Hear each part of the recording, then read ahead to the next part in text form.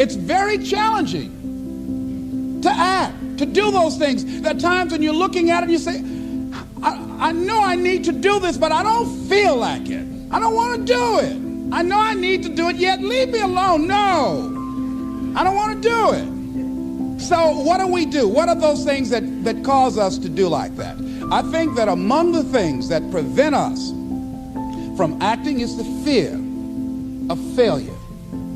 And if you've already failed, you don't want to fail again. The pain of that, the disappointment, the fear of loss is another thing. Because many times when we do those things that we know we need to do, we feel that we might lose somebody that we love very much and care about. We don't want to hurt anybody. Many of us don't act because we want other people's approval. We want everybody to like us and to accept us. And that's not possible. Many of us don't do the things that we want to do and don't act because of lack of self-confidence. We don't believe enough in ourselves. And so there are many reasons why we don't act. There are other things, though, that affect us. Is that not wanting to take personal responsibility.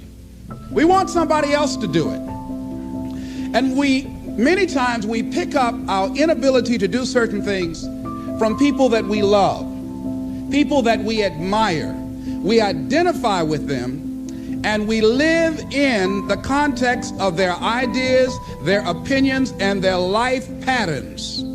We buy into it unconsciously. When we look out on our lives, you ask the question, what are you going to do? Look at, as you think about this that you know you need to handle, what are you going to do? And then write down 3 strong reasons on why you know you must take action. And be explicit and descriptive in your reasons, because your reasons have power. Your reasons will drive you. When you have doubt, when your faith becomes weak, your reasons will fortify your faith. When you have an inner conversation, say, no, don't do that. Your reasons will become your rod and your staff to comfort you, to take you through those challenging moments. So write down your reasons. And what you will find, that when you decide to act, when you decide to take life on, and let me warn you, it can be painful, it will be uncomfortable, and that's where the growth is.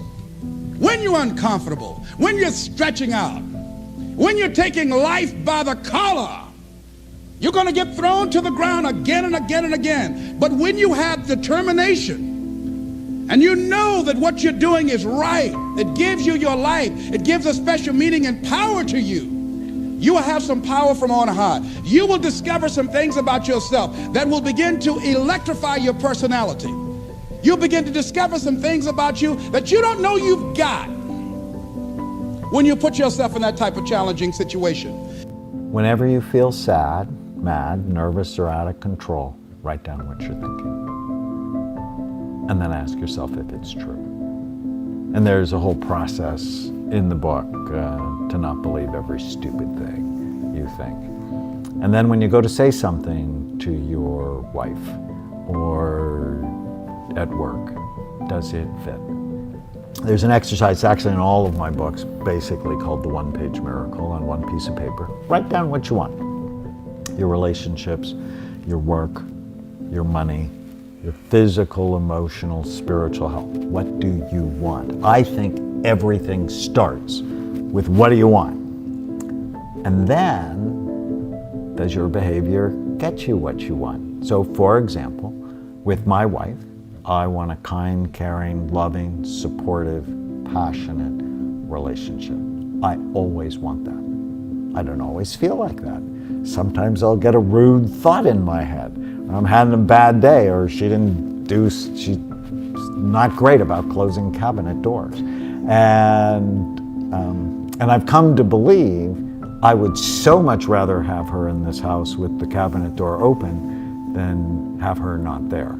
So I let it go, because being a jerk doesn't fit the goal I have for my marriage.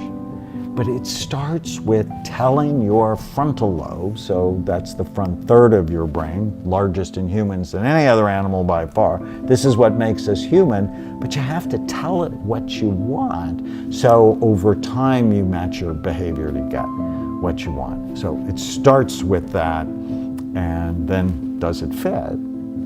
There's nothing worse than failing on somebody else's idea. Fail on your idea, or don't succeed on your idea. It hurts so much less. You go, well, I did my best, I tried, I had a good time, at least this happened. You could look at the glass half full. You know, you can do all these wonderful things if it's yours. But man, you start playing someone else's chess game and you feel terrible when it's, oh man, I shouldn't have done that. I shouldn't have let them influence me at that level.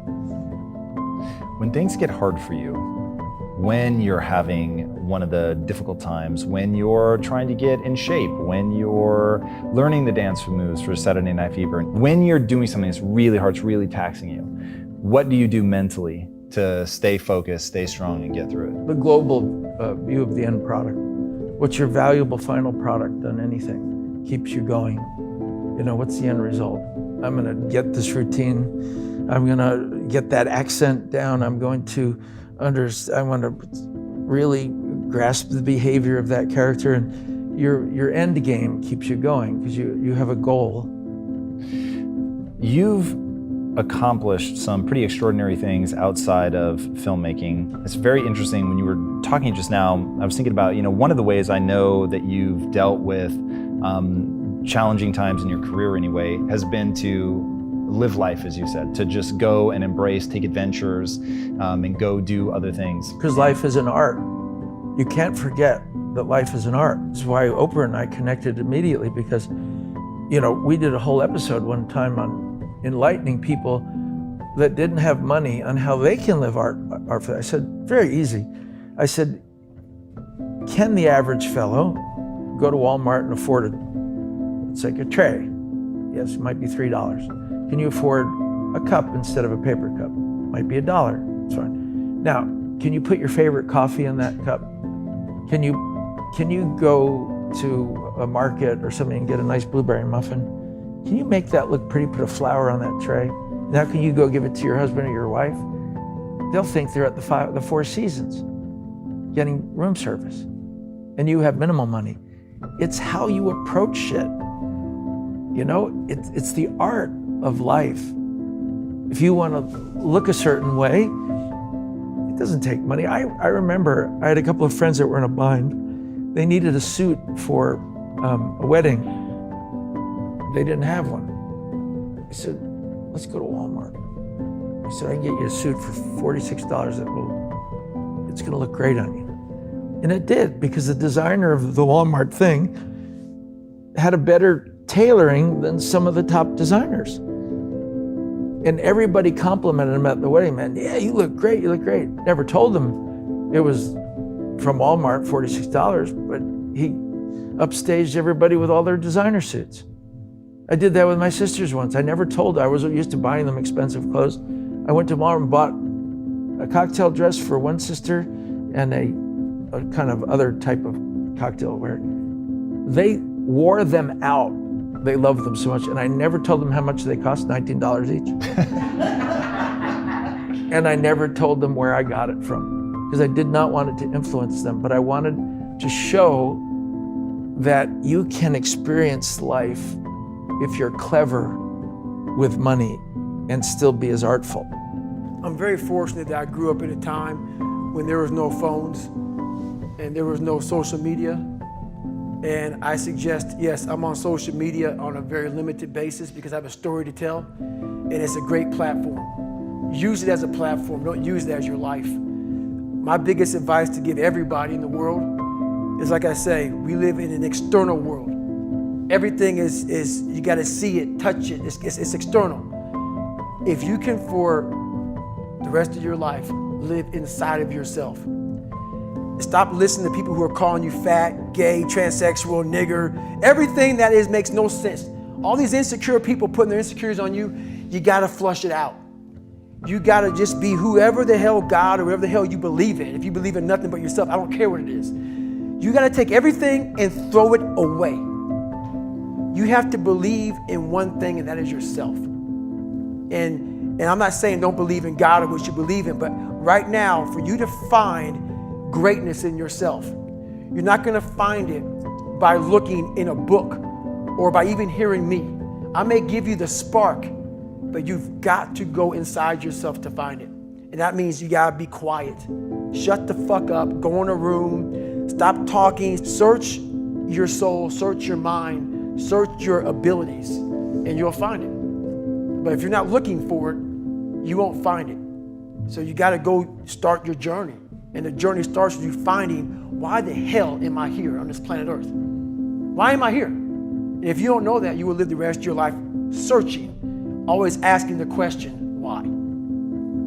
So on that last 19 miles, feet are broken, ankles are taped, shin splints, stress fractures. What are the words that are going through your mind? Are you in the cookie jar? I'm deep in the cookie jar. And the cookie jar is something that I've made up of all the failures of my life, all the things that I failed and I went back. I failed and I went back and I finally succeeded. All the things that kicked my ass. I put them all in the cookie jar because at times of hell, even the hardest men, in times of suffering, what we do is we forget how hard we really are. Because that's what suffering is. Suffering is a test. That's all it is. Suffering is the true test of life. And so that cookie jar travels in my brain. So whenever I get put in a situation where I have poopy pants, the woe is me mentality of, oh my God, life sucks, I take a second, I take the 1 second decision. I step out of my life for 1 second, go in the cookie jar, pull up, oh, motherfucker, you were in 3 hell weeks and finished 2. One of those hell weeks, a guy died because it was so bad. Oh, you are a motherfucking badass. You are. I put it back in the cookie jar and I remember who the fuck I really am. I'm not the kid that was called nigga. I'm not the scared kid. This is who I am. It's a reminder of who you truly are at the core of yourself. But what I was saying to myself the whole time on that track, and this is what I say to myself, self-talk and visualization are the 2 keys to my success. I believed for that last 19 miles, I was indestructible. Because I took myself in that chair, crapping up my back, peeing blood down my leg, shin splints, stress fractures. I use all that for motivation versus negativity. I use it for motivation. I said to myself, who on this fucking earth would still be going right now? You are. You are. You gotta be the hardest motherfucker on the planet. Is it true? I don't give a fuck. At that time, it got me to the finish line of that fucking race. I believed it. I believe it today. I believed it enough to where my body said, he's not gonna stop. And I took all the negative things. I need to go to the hospital, this and that. And I used it all. Who the hell could even get out of that chair? You did. Who the hell would even think about taping stress fractures up? You did. All those things I used for motivation. Justified anger, there's some resentment, there's a desire to, I think, keep people on the hook or keep the country on the hook in certain ways, but not necessarily to get just to that better outcome. And that's it. And to measure how far we've come, because we have come quite a far way. I mean, I was horrified by this video, but this is not actually the America that my father grew up in. It's just not. We've made extraordinary progress in racial matters. Yeah, he had to sit in a closet with a flashlight to read. It's like, and I mean, just obviously that is the most minor of minor examples of what sounds like a brutal. Not just because his aunt was just a eccentrically mean lady. It's because she worried, somewhat justifiably, that people in a racial caste society could be offended by an overly bookish black boy, and that there could be physical consequences for that. I mean, she had that fear rooted in a kind of state-sanctioned racism that we have progressed out of.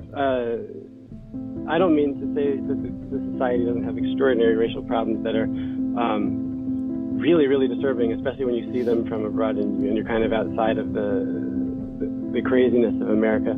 I just mean to say that that if you're not measuring, if you take this kind of absolutist line of critique that America is fundamentally a white supremacist society and almost irredeemably so, and that white supremacy will be the kind of governing logic so long as there's an America, then I'm not sure that you want to make a better society so much as you just want to have that kind of that indictment recognized and validated, and then you seize on events that reinforce that narrative, and you might dismiss countervailing evidence that could indicate a more optimistic outlook.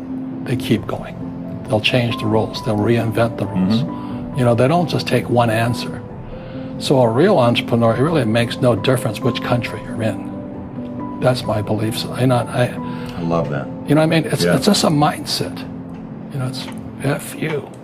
You mess with me, I'll find a way around it. You know, I have a friend, he's multi-family rich guy from France. And, you know, France is as communistic as it gets. 75% top line for $1 million earners. Yeah, but that's why he lives here. So he started buying vineyards in Napa and Sonoma. So he went back to the French government and he says, it's his wine. He says, I want to ship my wine in bulk to California. And the government says, you can't do that. So this is the French government saying you can't ship. Yeah, and here's a guy, I think he's 5 generations, you know, French wine guy. This guy is an entrepreneur. He says, okay, I can't ship him in barrels. The guy goes, yeah. He says, okay, I'll ship him in bottles. So he bottled all of his stuff.